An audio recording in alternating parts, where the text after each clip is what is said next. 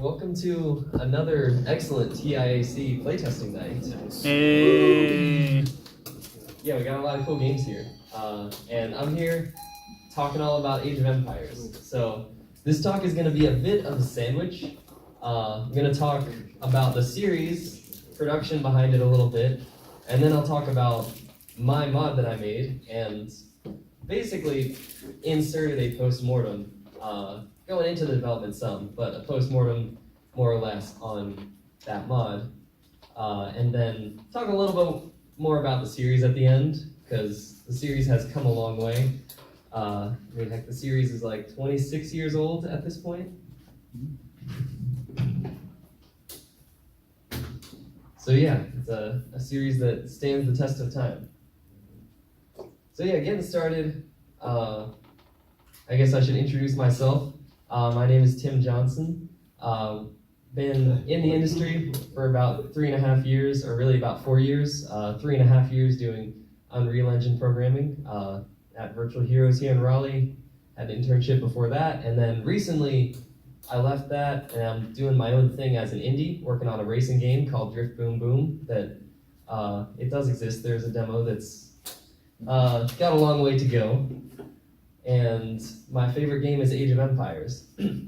Now, Age of Empires, yes, I really enjoy playing it, but also it's the thing that got me into game development. So yeah, I went to Marshall University and basically studied game development, but I have a picture of the university from Age of Empires because, I don't know, if there was an Age of Empires university, then I feel like maybe I should get an honorary degree. Because yeah, I had never done game development years ago. I was in high school, kind of thinking I wanted to go into IT. I was getting bored with some aspects of it, but I had this idea to make some Age of Empires maps for my cousin for his birthday. And I'm like, oh, it'd be cool if I made some Lord of the Rings maps for Age of Empires in the scenario editor. There's a scenario editor that comes in the game.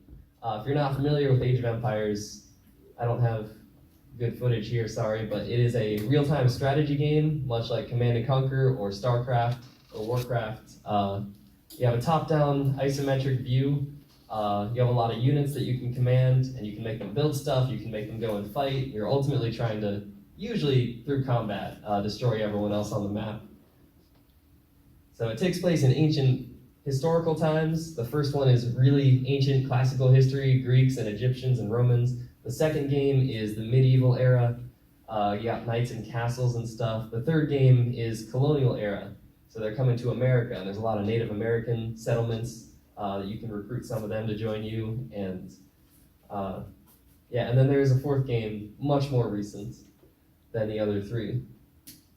So anyway, that first game, I thought, okay, it'd be cool if I made some scenarios in the built-in scenario editor based on Lord of the Rings, gave it to my cousin for his birthday, and then I got a little more elaborate. I'm like, wait, what if I burn it to a disk and give it to him? Well, wait, I can go into the game files in here, and I see all these MIDI files that hold music for the game. What if I swap out those MIDI files for Lord of the Rings music held in MIDI files? So then I'd have Lord of the Rings music and Lord of the Rings maps. But that made me wonder, what else can I do in this game? So that's how the mod started. Basically, I went on to go online and discover, hey, I can also tweak the graphics. I can also add units, add nations, add all kinds of things. And so I essentially decided to go the route of, let's try to make a full-on unofficial expansion pack level of content in this mod. And you'll hear about how that went. So first, let's talk about Age of Empires a little bit, though, because I'll talk about my mod quite a bit, but I think there's also a lot to be gained just from learning about the game and the history behind it. So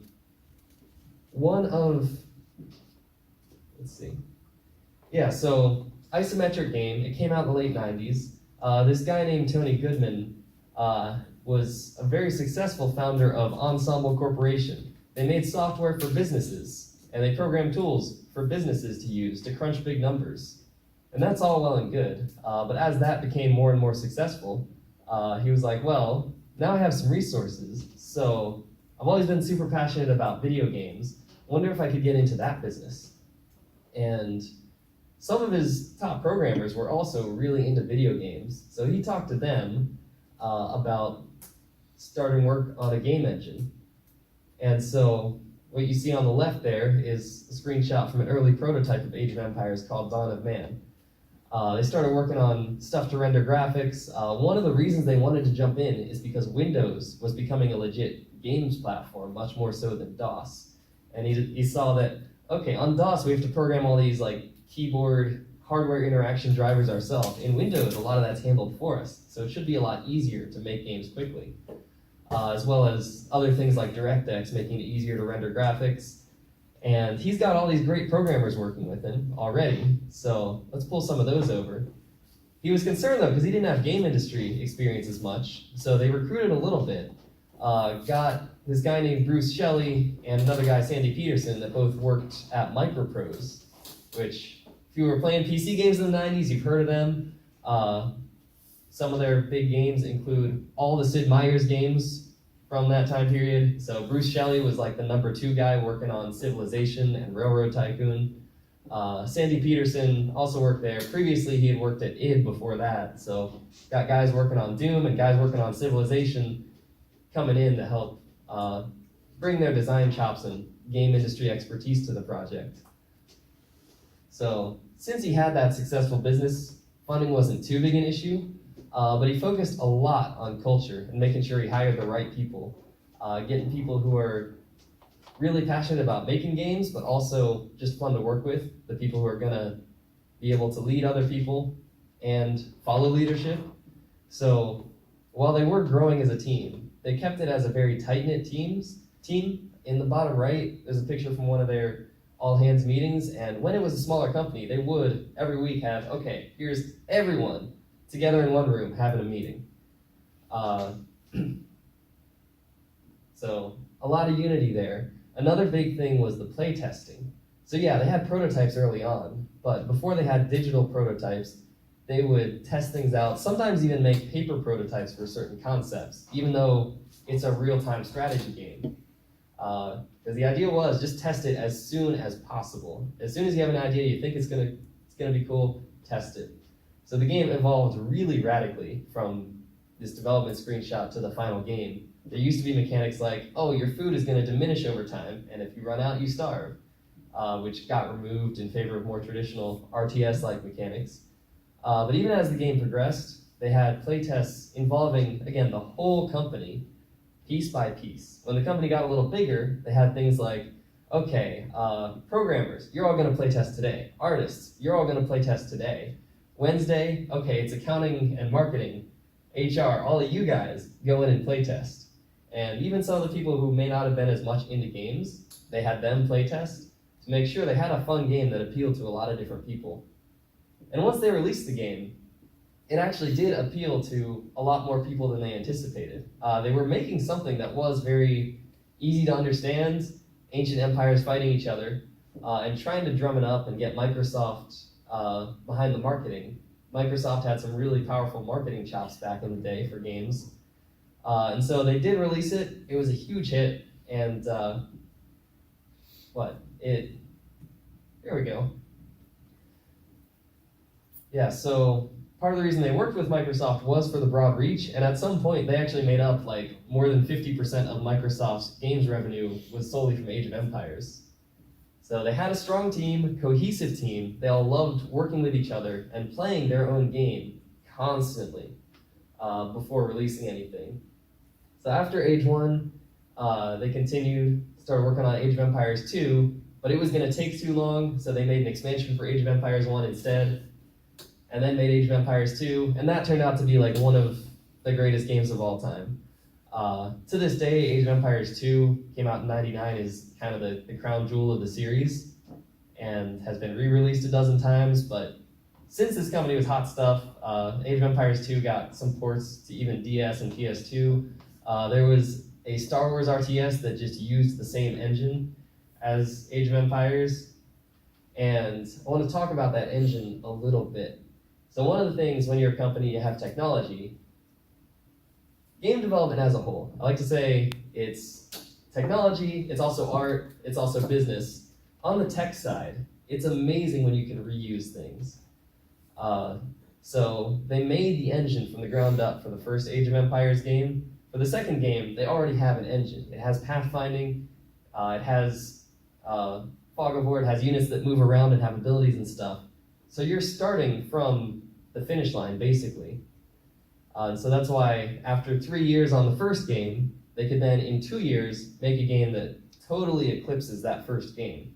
Because all the basic stuff is out of the way, but they didn't just forget about that basic stuff. They went back, again, and improved the pathfinding, improved the AI, improved all the different aspects. And that's why Age of Empires 2 was so refined, because, as I said, you're kind of starting from the finish line and then going beyond. So that enabled them to later, again, do an expansion pack for Age of Empires 2 on the same engine. The engine ran relatively efficiently. Like, it wasn't without its issues, but over the years, they got really good at, relatively, for the time period, good at stuff like pathfinding, good at stuff like AI.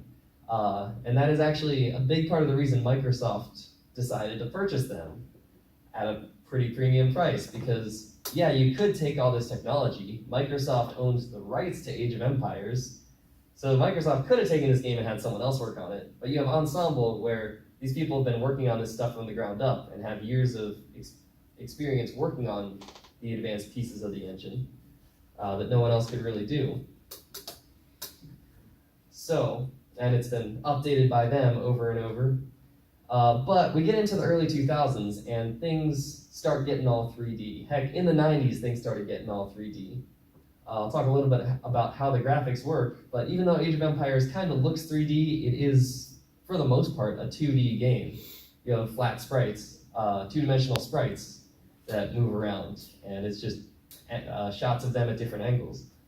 So, we have Age of Empires 1, Age of Empires 2, but then there's a big pause. For the third game, now Ensemble wasn't exactly, well, they're working on it. There's a lot of internal dispute of should we do colonial times or World War II times, and a lot of big arguments about that within the company. But they also started working on a 3D engine, and instead of directly making Age of Empires 3 as the first game in that 3D engine, they made a spin-off game called Age of Mythology. So, again, a pretty cool idea. Let's take Age of Empires, but let's add like ancient gods and goddesses as if they're real. We've got god powers, we've got all kinds of cool mythological stuff in there, minotaurs and all those cool things running around. So nice concept, and that was the first game in their 3D engine. So again, a whole new engine, basically from the ground up, to handle 3D graphics. Everything is spatial, and when I look at that, I don't have internal information to confirm this, but I have to wonder if the fact that they didn't make Age of Empires 3 right away was indicative of the fact that after investing years in this first engine, they're now starting over with a brand new engine, clean slate. Lots of new technology, lots of things to debug, and maybe they decided to do a spin-off because you don't want your flagship title to come out on an engine that you're pretty fresh on still, something that's pretty new. Anytime you're learning a new technology, it takes a while to really get the grips. So that's why people, even as fast as we can learn things, as much info as there is out there, people who've been working in a game engine for 10 or 20 years generally have a lot more insights and can do a lot more than people who've only been working in that engine for 5 years. So we have a spin-off game, and then Age of Empires 3 later came out in the same engine. But Age of Empires 3, they took this 3D engine, they made it look a lot prettier. They incorporated NVIDIA PhysX, there's realistic physics, realistic lighting. Beautiful game for the time. The gameplay was not as well received as the previous games in the series. But at this point, that was actually the last Age of Empires game that Ensemble Studios made. While the studio was pretty solid internally, at this point these people knew each other well, and employees tended to stick there, partly because it was a good company. They gave stock to their companies, to their people, they treated their people well. There was lots of fun and games to be had, in addition to the hard work of making games. So they had pool tables and they hung out a lot. It was There's a big difference between making a company that just does the work and making a company that has a cool culture. And I think, again, back to the first Age of Empires games, that's probably why the games were so fun and worked so well, because there was a lot of fun that went into the games. To an extent, what you put in is what you get out. But yeah, Age of Empires 3 came out, not quite as well received. They worked on Halo Wars, an RTS game on consoles, and consoles don't normally have RTS games, partly because you don't have a mouse, and you kind of need that mouse. But Halo Wars was pretty well received overall. Halo-based RTS game, and Ensemble had a bunch of other projects they worked on, including a Halo MMO for Xbox 360. But there was a bunch of management changes at Microsoft, who at this point wholly owns Ensemble Studios, and they decided, these new folks who hadn't been with them through the ups and the downs, through the hard times, decided, well, you know what, PC gaming revenue, it's not that great, and RTS games are kind of not what they once were, not so popular, so let's save some money, let's eclipse Ensemble Studios and just kind of move on. So they shut down the Halo, or they finished Halo Wars, they shut down the Halo MMO, whatever other internal projects were gone, and then Ensemble was no more. So it might have been the end of Age of Empires, but Microsoft still owned the rights to it, so Microsoft could still keep making the games, just without Ensemble. A bunch of people from Ensemble went off to create other studios, the biggest probably being Robot Studios that makes Orcs and Humans. Haven't really played that game, but it seems to have been going on for a long time, so it seems like it's got a good following.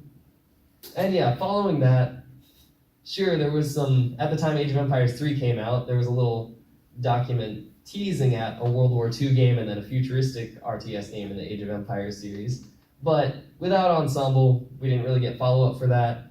Robot Entertainment, the ones who are mostly ex-Ensemble people, actually worked heavily on Age of Empires Online, which was an MMO based on Age of Empires. It had a much more cartoony art style, and from what I heard when it first came out, it had a bunch of issues. They got fixed over time, but the reputation was a little soured, and people did really, really like that game, but it never got that much of a following. And then later on, separate screenshot down below that from a whole separate game, there was actually a couple short-lived mobile games, Age of Empires mobile games, and I don't know, it's a little weird to call them Age of Empires games because the one shown is Age of Empires Castle Siege. It's very much just a Clash of Clans ripoff with the Age of Empires name on it. So the series wasn't getting that much love.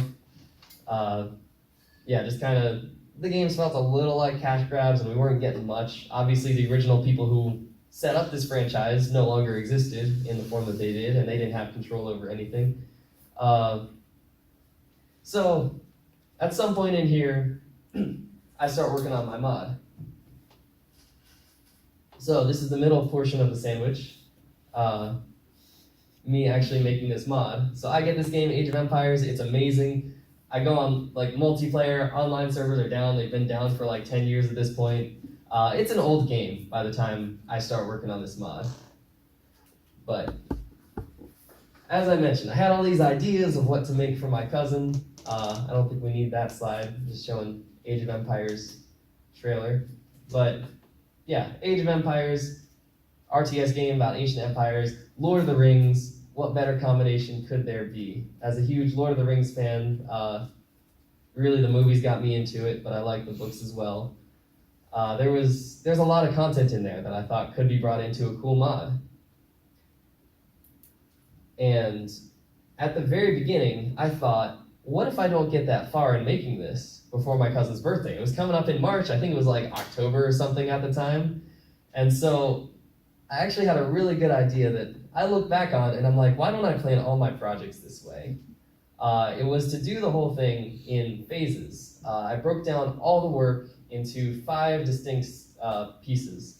And if I got to part 1, or 2, or 3, or 4, or 5, I would have essentially a shippable product at each point in time. So if I only got to any point in development, I'd have something, even if it's just the music. First thing was, let's start with the music. Add Lord of the Rings music. And as I released this mod online, I decided to give it some letter names for the versions. The second piece was the 4 new nations, adding Rohan and Isengard and Mordor and Gondor to Age of Empires, right there next to Rome and Greece and all those other ones. The third part was adding new units, like dwarves and stuff. Part 4 was adding new graphics, and then part 5 was actually making the campaign itself. So the reason I started the mod was the last step.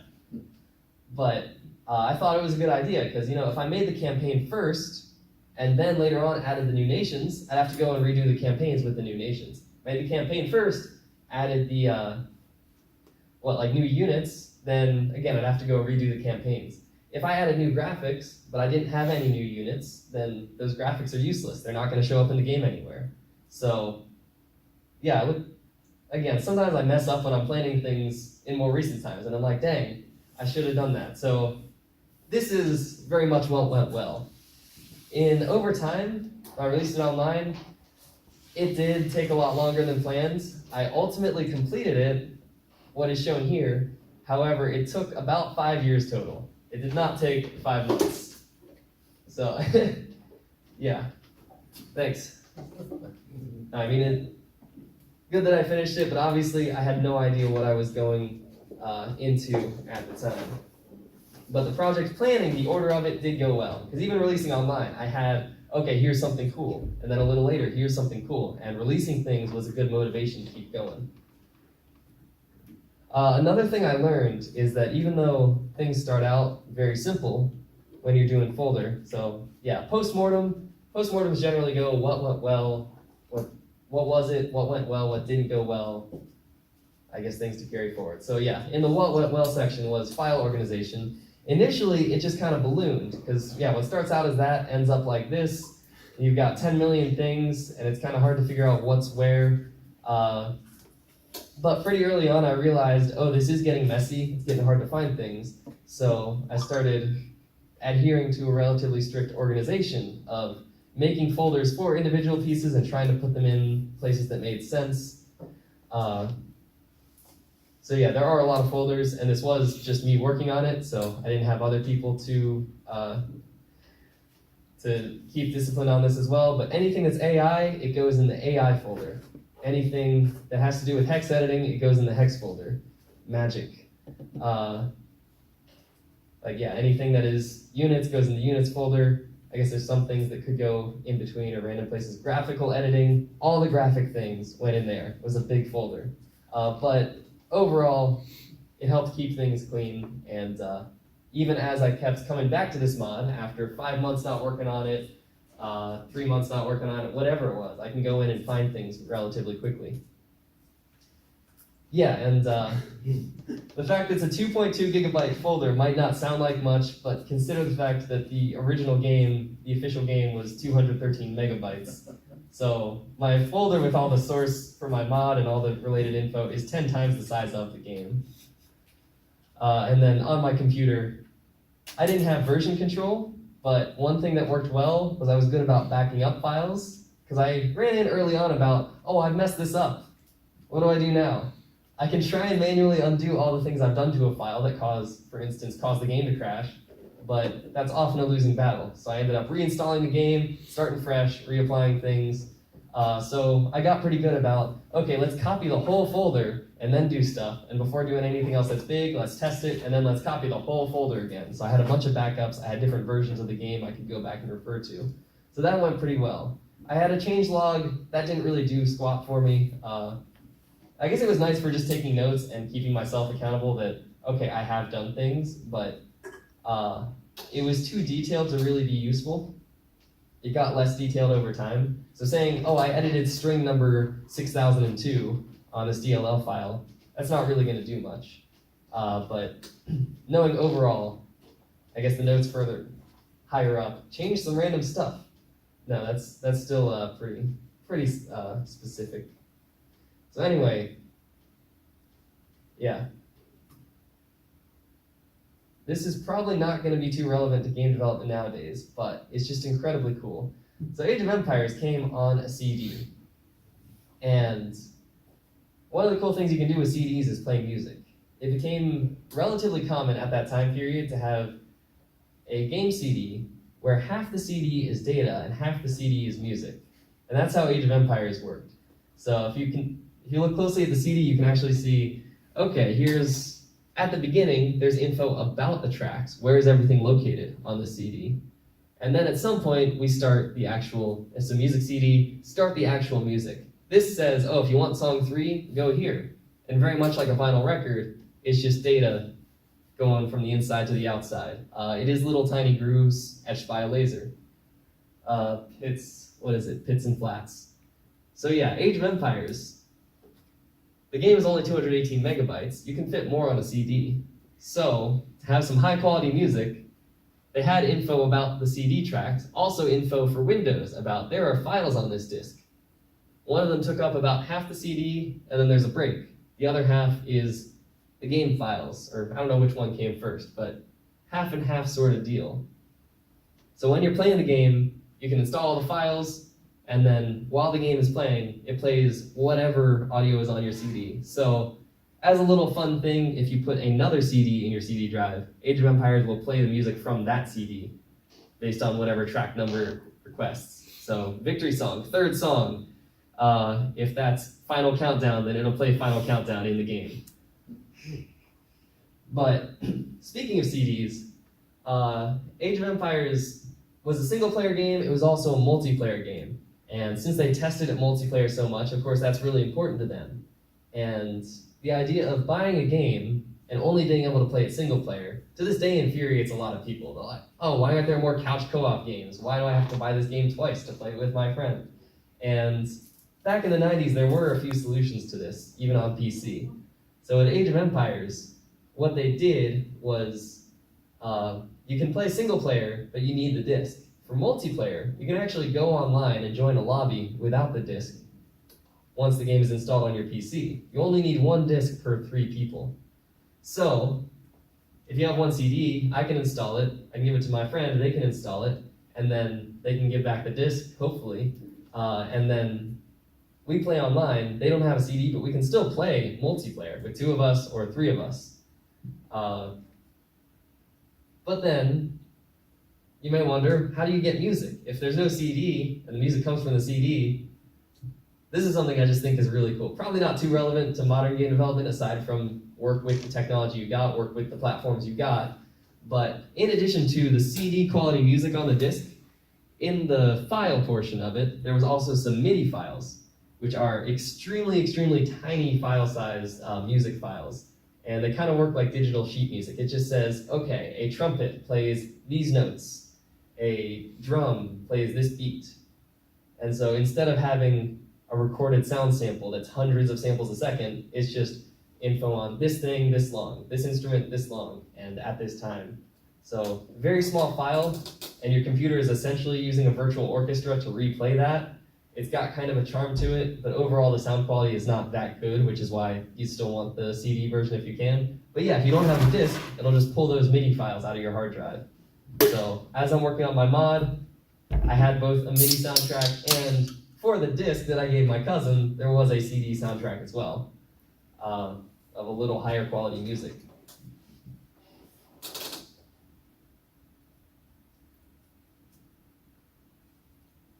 Yeah, MIDIs sit in a fascinating legal gray area, which is actually something interesting about mods in general.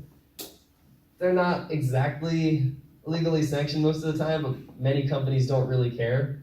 But yeah, MIDIs, you can make a MIDI of a copyrighted song, but the performance is not copyrighted. And since a MIDI is a performance of a song, you could say, well, your performance of this song is not this file. This is essentially a cover of this song. So kind of sits in a legal gray area, but as is fitting for mods. Yeah, I don't think I need to play the music. What is this? Flickering. Oh, this is something else that went well, was testing tools.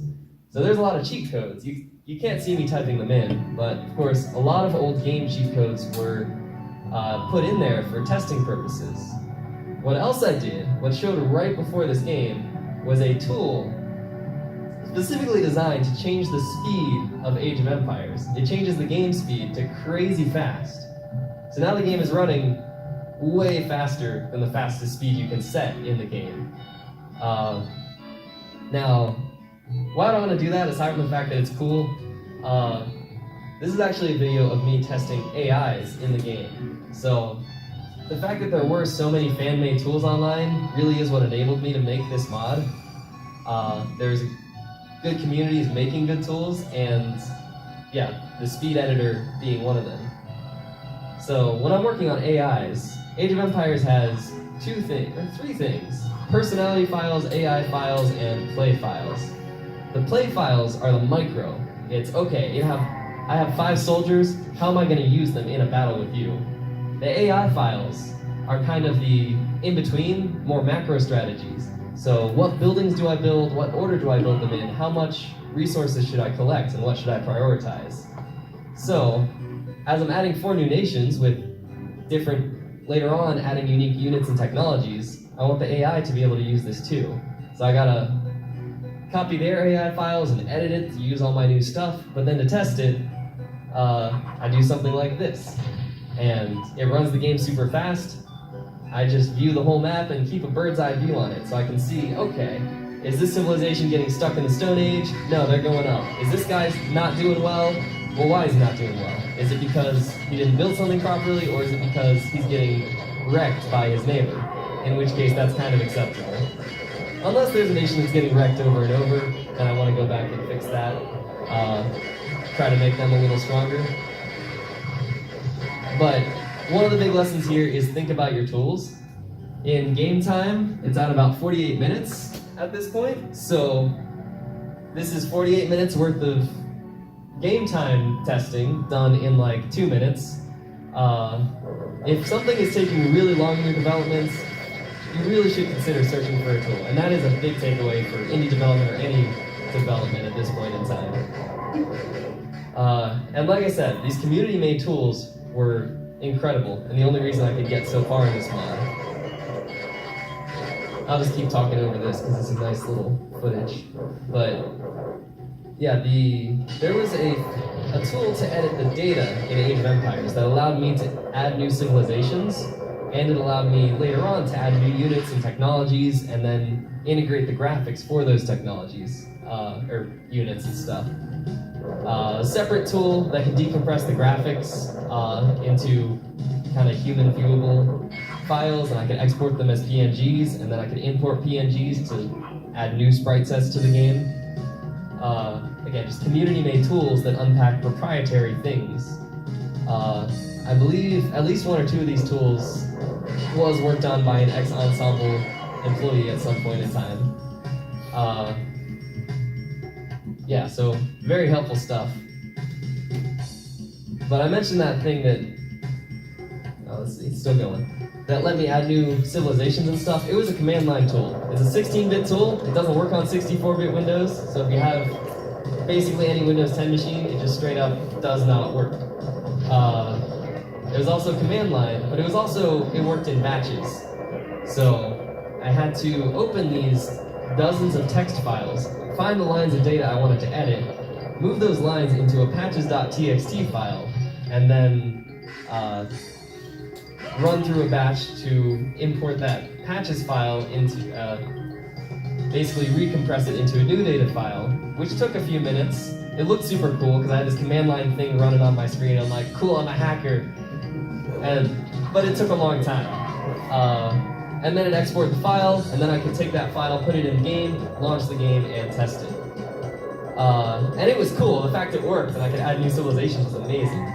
But I saw this other tool called the Advanced Genie Editor, and I'm like, do I really want to experiment with a whole new tool, learn a whole new tool, and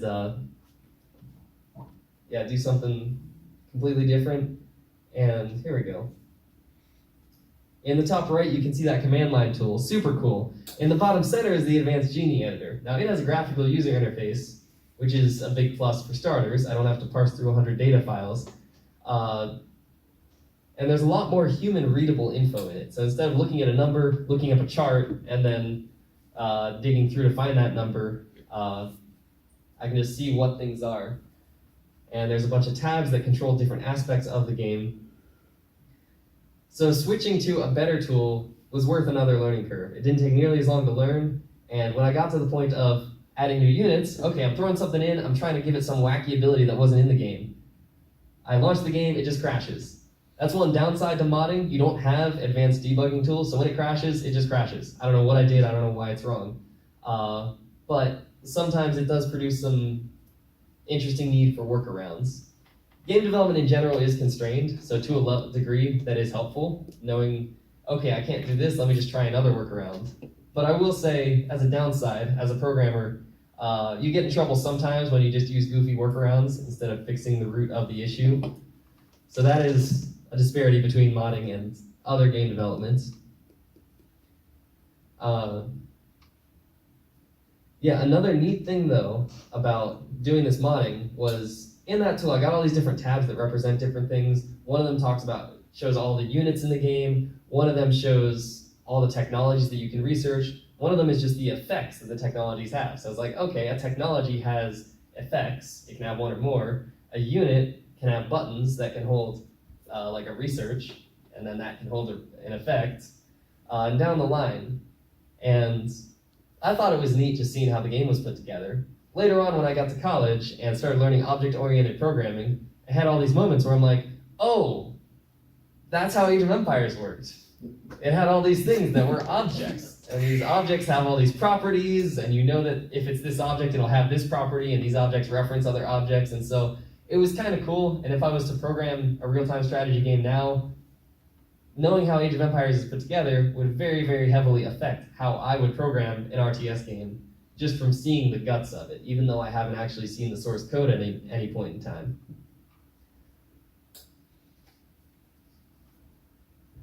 Yeah, let's see if there's anything else relevant in here. As I said, having the community online to help was a huge win. Well, I've got some info on what went wrong now. Yeah, so here we go. For one thing, the scope, but it was very challenging. Having dreams in your head is cool, but it takes a lot of time to realize those dreams. As an artist, to make a nice 3D model out of that image in your head is a lot harder than just picturing it. So there were times where I tried to make something look good. I'm sure that's a screenshot from my development. It actually looks like Age of Empires 2, because I was making a mod for that game as well later on. But yeah, things go wrong. It takes a long time to learn, but it is, if you like it, it's worth the grind to learn how to make stuff. And it does take years to gain real expertise in things, but yeah, my scope looked a little bit like this. There was actually the guy who founded Atari liked to say that the mark of an entrepreneur is that you bite off more than you can chew and then figure out how to chew it. But that's not always a good idea. In this case, I got it done, but it did take like 5 years for me to do this, what I thought would be a 5-month project. I had a campaign that I was taking notes and doing little sketches of for basically 4.5, I don't know, the first maybe 3 or 4 of those 5 years. By the time I got to the end, I'm like, this campaign has grown so out of proportion, I just can't do it. So I just threw that all away and made a short and simple campaign. That's how I ended up finishing it. Yeah, there was a lot left on the cutting room floor for the mod even, because I didn't know what I was doing. So my scope was out of control. Yeah, obviously the schedule didn't work. I don't have much else to say on that, so. This does feel very accurate though, as I'm thinking about my current projects. The graphics were actually another huge challenge for me. So I have these new units, I want to incorporate their graphics. Now Age of Empires, the lead artist on that game was actually straight out of film school, but he was really passionate, really eager to work on that stuff. But perhaps, or was it a film school? It might have been an art school. Yeah, don't quote me on that. But what they did for 3D modeling in this game was kind of helped set it apart from things like Command & Conquer and StarCraft, where it was a little more hand-drawn and pixel art-y. They pre-rendered everything, so they made these, what were at the time, would have been considered movie-quality 3D models with way too many polygons to fit in the game. And then took those 3D models, played the animations, and then just essentially used the software to snap a bunch of pictures. Let's take, I don't know, maybe 12 or 15 frames of animation of this thing walking towards the camera. But then, let's rotate it a little bit, do that again, 12 or 15 frames walking diagonal, and then sideways, diagonal away from the camera, and backwards, but only on one side. If the unit walks left instead of right, or right instead of left, they actually just mirror it. So there are some units in that game where you can see if they're walking this way, they have an axe in their right hand, then they walk this way, suddenly the axe is in their left hand. Just a little detail, may or may not notice eventually. So yeah, making the graphics, fortunately I didn't have to go all the way around, but if you do the math, let's say 15 frames for walking, times 1, 2, 3, 4, 5 angles, that's 75 frames for just walking. So if I want to make a unit, we gotta walk, we gotta idle, we gotta attack, we gotta die, and then there's also like the body rotting away, but I guess the direction doesn't really matter on that, and that's not as necessary. But, okay, so that's what, 3 or 4 things times 75, that's a lot of frames.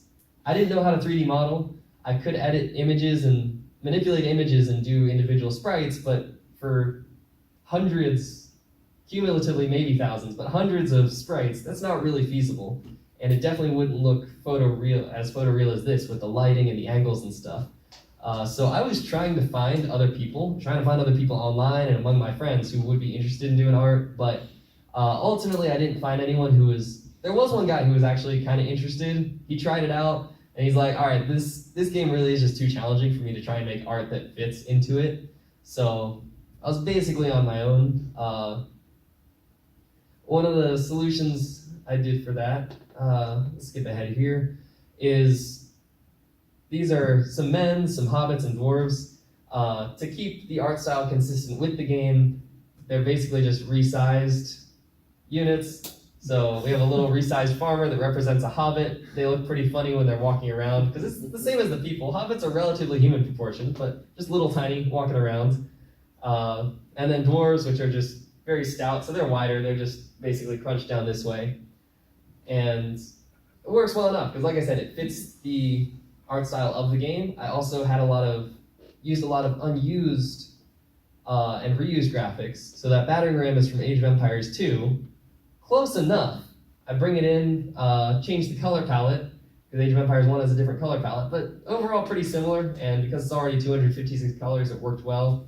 The other thing, that building there is a bunch of unused graphics from the game that I just kit bashed into one building. So again, keeps it consistent with the art style. And the dragons in the video were an unused graphic that was already hidden in the game files. Another thing, I should probably talk a lot about tools, because that's the only reason this mod happened. There were some graphics that I did, and even for a hobbit, you just resize the image. That's simple, right? Okay, now do that for 200 something frames. That could take like all day, just opening an image, resizing it, and what? I think there was some reason why I couldn't use a batch image resizer that I found. There definitely was a process of export the files from the game, and that's its own thing, and then can change the size, and then compress it back to 256 color, put it back in the game. That's kind of specific to the game, but this is a very crude method. What this is here is a macro creator. So for resizing all those images, what I did was I took my free photo editing software and then figured out what keystrokes do I need to resize this image. And then I took like sometimes 50 images at a time and just opened them all up in the photo editing software. And then I recorded myself using just keys on the keyboard to edit just one of them down to size. And then use this tool to record that. Edited the recording, so instead of me pressing a button and it waits 300 milliseconds, I press a button and then it only waits 80 milliseconds. And then I set this to loop, in this, looks like it's going 20 times in this screenshot here. And I go back to the photo editing thing and then just, bam, let it go. And I can just see the screen as it's changing the size of the image, and then close it, saving it, adding the correct file name, and then closing that. Next image, resize, and it was kind of cool just to walk away and just watch the computer work on its own. I'm like, yes, this is what computers are for, doing the work for us. Looking back, there's probably a more efficient way to do it, but the fact that it took forever, but still, the fact that I had a tool did speed it up anyway, so tools are worth the investment if you can.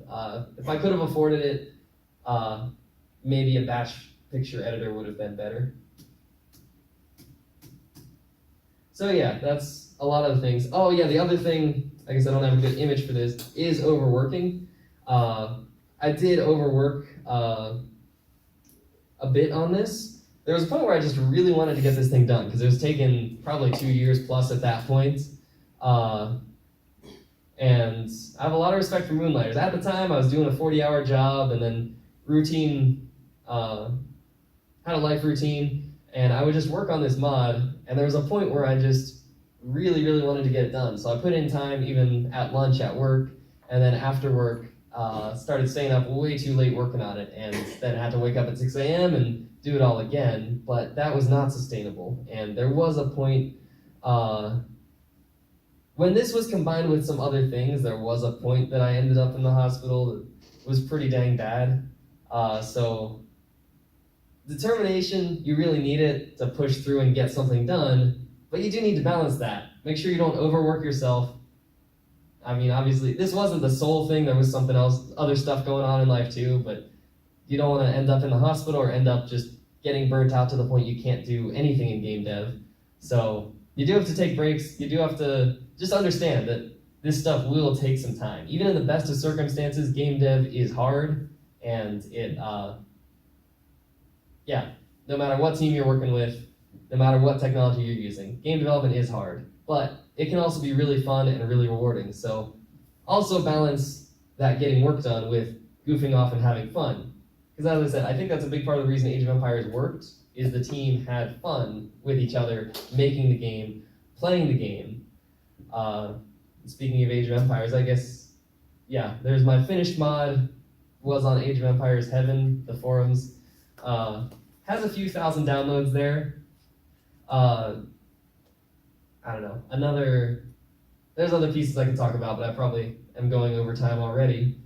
And yeah, I mean, I'm pretty happy with it. I haven't touched it for a few years at this point, but it's probably the biggest game project that I have soloed and completed. Even though I didn't make a game, it's always hard to know explaining this to old people. What the heck am I doing? Because no, I'm not making a game, I'm just changing it. But yeah, I would say modding is game development. You don't have to deal with the business aspect, but everything else is there. And yeah, you may have some less advanced tools, but still, there's some good tools out there, and you can do a lot. So yeah, going back to the franchise, ending this sandwich of a presentation. So that's me, one fan, getting a lot of support from other Age of Empires fans online making a mod. So I wasn't the only one, far from it, making mods. Age of Empires has had quite a rebound since those, what I would call the Dark Ages. Multiple companies have worked on it and do work on it at this point. The first one being, I think, Hidden Path Entertainment was the main people behind AoE 2 HD. So they took Age of Empires 2, the biggest, best game in the series, and they put it on Steam, but they added some nice features. Better pathfinding, better online, and now, some like 3D water and volumetric fog in a 2D game, which is kind of crazy. And you can play the game in HD, which is, of course, a big plus. So around this time, a bunch of people like me, but on Age of Empires 2 and with an excellent team working with each other on, maybe I should say I'm like them. They did a heck of an awesome job. Made a mod called The Forgotten for Age of Empires 2. And it was basically an unofficial expansion. Added new campaigns, new units, new technologies, new graphics, the works. And they got this thing to a pretty polished point. So at some point, they talked to Microsoft about it. They're like, you know what, why not? Hey Microsoft, can we just make this an official expansion pack for Age of Empires 2? And surprisingly enough, Microsoft said, actually yes, just make sure you do it for the HD edition instead of releasing it for the classic game. So Age of Empires 2, in 2013, got its first official expansion in like 18 or 19 years. So 1999 game, 2013, hey, there's a new expansion for it out on Steam.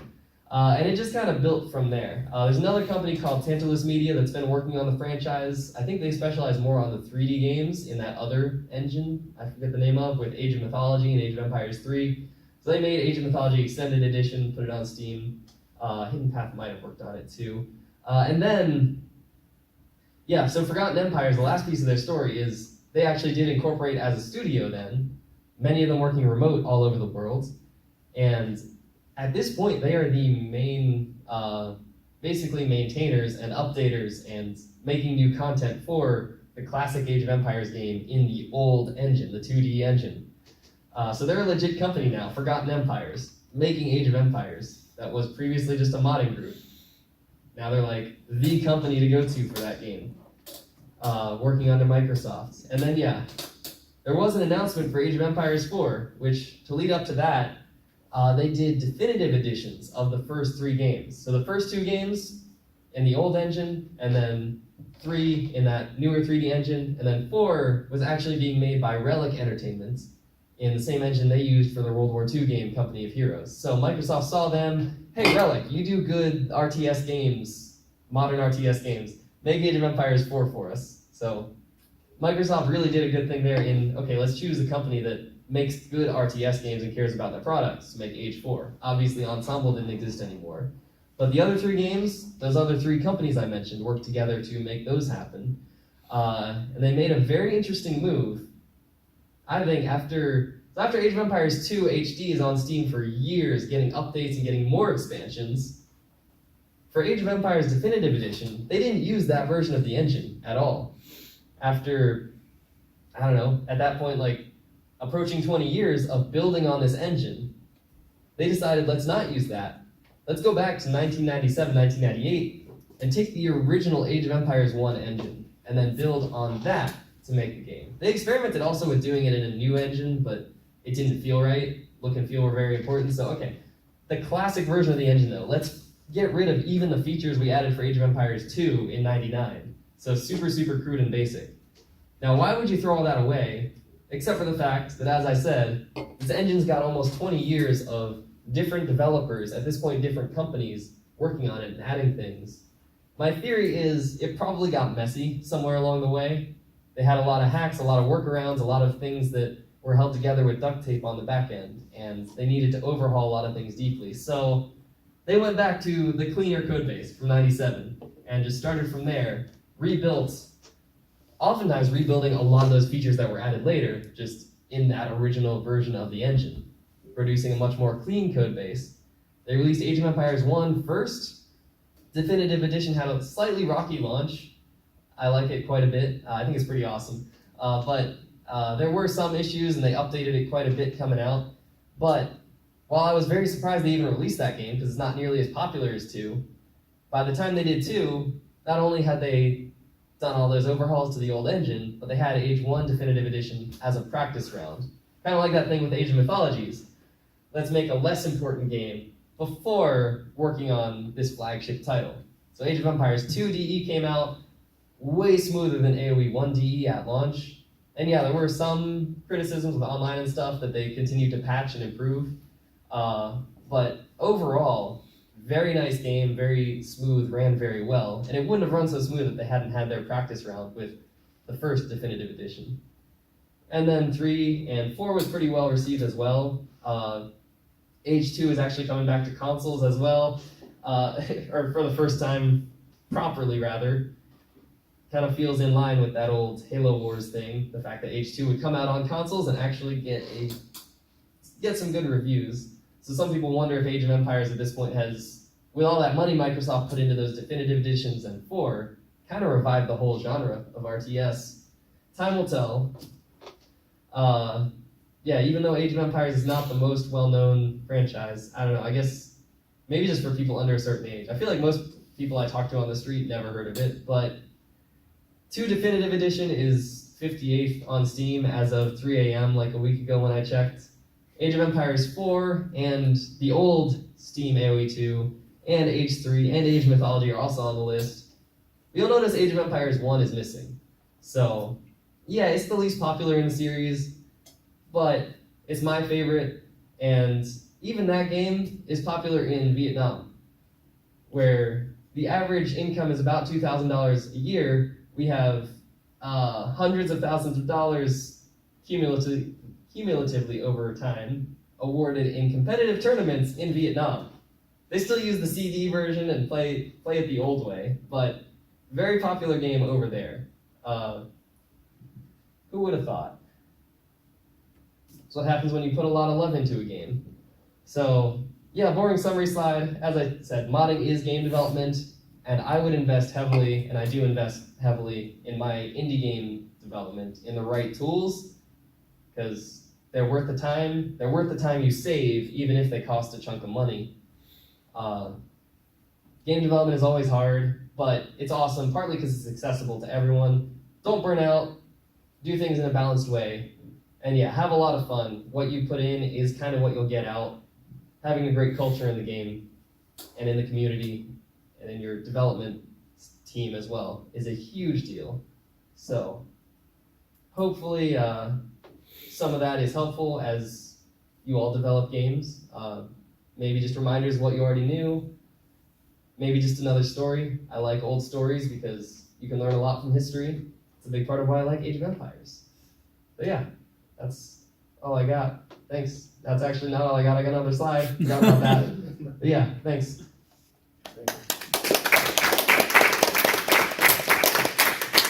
We got about 5 minutes for questions for our hour. Oh, there's an hour? Sweet. Yeah. Can I ask you a question to start off? Yes. Maybe I missed this when I was running to get the door, but like, what was the first moment that you realized that you could mod Age of Empires? That it's something that you were enjoying, you could actually like engage with in a creative way like that? Yeah, so as I said, it kind of just happened when the scope of this present for my cousin ballooned way out of hand. But how did you even realize you could make a present for your cousin that was like a mod? Did you like see other mods online or like? Basically, it was just the fact that on the main menu of Age of Empires, there is a button for scenario editor. Oh, okay, right. You go in there, and then you can make your own levels, and it's the same tools that the developers use. So, big enabler for creativity, and then for people making maps and then sharing them online. So, builds a lot of community. It's a lot of fun making maps, and that creatively was just so enjoyable for me to be able to make these new levels, make these worlds that people can have wars in. So yeah, that's where it started, and then ballooned. Nice. And also, I guess also made me want to realize I wanted to do game developments. So yeah, that was the origin of my whole career in game dev, is just that ballooning and then following up with that. Awesome. Any other questions? Yes. How did you learn how to do all this? That's a good question. So, as I said, the scenario editor, accessible in game, so that's covered. Just it's part of the game. The music, as I said, I was kind of interested in IT in high school and really interested in computers. So I had opened up the files for the game myself, just out of curiosity to see what I could find. So going through the game files, I found files and started Googling, okay, what is this file type? What is this file type? And figured out what were the music files, and then figured out I could replace those. Aside from that, it was mostly just the forums. Somewhere way back here, there's a slide with Age of Empires 7, because even though it was a, 15-year-old game when I started this, there's still a fan website. This website is still online, and I think it's still active, where a lot of people are online on forums just talking about the game, and they're all making scenarios, but some of them are making mods as well. So I don't remember exactly how I found this website. Maybe I was just looking up some info about the game and found it. But then just exploring the website, oh, Download Central, okay, I see some campaigns there. I see mods. What are mods? And I went in and started looking at what other people had made. And that's how I realized, wow, people can do this to this game. And continued browsing the website and found, hey, there's guides on how to do some of this for the game. So I guess if other people are doing it, and why can't I do it? And this was just with the scenario editor, no other separate programs? There were a lot of separate programs, actually. So most of them I found through this website. Let's see. I don't know if you can see, probably can't see the text too well, but utility programs right above mods. I was like, what are these? I was curious enough just exploring this whole website. Utility programs are mostly programs that are there to help you make mods. So I didn't program any of the tools I used to do this. I didn't know how to program back then. I had a folder related to hex editing, but I didn't actually do anything productive out of that. I just kind of opened it up and like, okay, well theoretically I could, but I don't know how. But yeah, some of these programs are more user-friendly. As I said, that one in the bottom center, it's got a nice graphical user interface. You know, I know how to use Word and Excel and all that, so I can figure out this tool with its separate tabs and text and stuff and checkboxes. So yeah, went through the utilities on Age of Empires Heaven. I have had a big folder in my folder structure of utilities, and it had probably a couple dozen different utility programs. And when I got a new one, I'd save it there, and then at some point I'd open it up and see, okay, can I figure out how to use it? If it had a graphical user interface, usually I could figure it out pretty quickly, just by clicking different buttons and seeing what the text said, or if there was a help file. Some of them had little manuals on how to use them, like the command line one in the top right. It had a manual which kind of needed to use to figure out how to use it. So that took me a while, but essentially learning tool after tool after tool, I had my preferred tools of these just work well. There's one called Turtle Pack, and I'm like, okay, this one works really well for editing the graphics in the game. Yeah, so a mix of what existed, and if there was multiple options, which tool seems to work best. And if I couldn't edit it with any of the tools, I might just go into the files themselves. Let's see, I think the DLL files, they were dynamic language libraries, not dynamic linked library, okay, maybe linked, but there were DLL files that held all of the text in the whole game. So single player, multiplayer, you see the word achievements timeline there. Somewhere in the DLL, there's the word achievements and timeline. And somehow the game and code has a reference to that and knows to get this string of text at position like 8004 or whatever. So that one, I don't think I used a tool from the forums, but that was one of the very few cases where I went to other websites and I'm like, okay, what's a tool I can use to open up DLL files? And then got this tool called Resource Hacker, and I can use that, load in a DLL file, and then it shows hundreds of entries that I can open up, and each one has a bunch of strings of text. And then I can change the text and then save it and put that into the game files, and then open up the game, and boom, that text is now changed. So yeah, that is one example. Yes? So once you released your mod, what's it been like since then in terms of your maintaining communication and relationship with the end users and their endless requests for little alterations that you might be able to make? Or so what's that been like since then in terms of your time involvement, and how do you decide if you're going to continue making versions or updates or fixes to little glitches? Yeah, that is a good question. So I guess I should start by saying I didn't really get inundated with feedback and requests for things like that. Most of the people on the forums were a little more mature about knowing that you only have so much time and resources to work on things.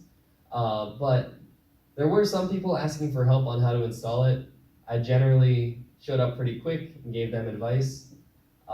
Mostly it was just what I wanted to do driving it. Yeah, I didn't get a ton of requests for things. One thing I do want to say though, I forgot to mention, a lesson of mine was, on this project, was I wish I had waited a little longer to put it online, because I showed the thing with the 4 versions, and I released all 4 versions online as they were finished. But the first version didn't have that much as far as new content to make this mod really feel like it's a big thing. Yeah, by the end, it's like almost like an expansion pack. At the beginning, not as much, there wasn't as much. But I released the first version, it showed up as a new file online. So I got like, I don't know, 600 or 800 downloads on that first version. And then later on, I went back and released the second version. And then I got just like a little tiny uptick. But it's not like I'm on Steam where things auto-update. Most of the people who played it, for most of the time it's been online, have just played the first version, which didn't have that much. So I released 2 and then 3 and then 4, the final one, and it's been a few years, so I think at this point the final version finally has the most downloads, but it took years to get to that point, to accumulate as many downloads as the very first version did. But yeah, so yeah, sorry, a bit off your question, but I didn't get that inundated, and then yeah, I'd usually either reply with, yeah, I can only do so much, or just try to help them if they have an issue with the mod. Cool. Think we're good. Thank you, Yeah. Timm. Thank you. Thanks.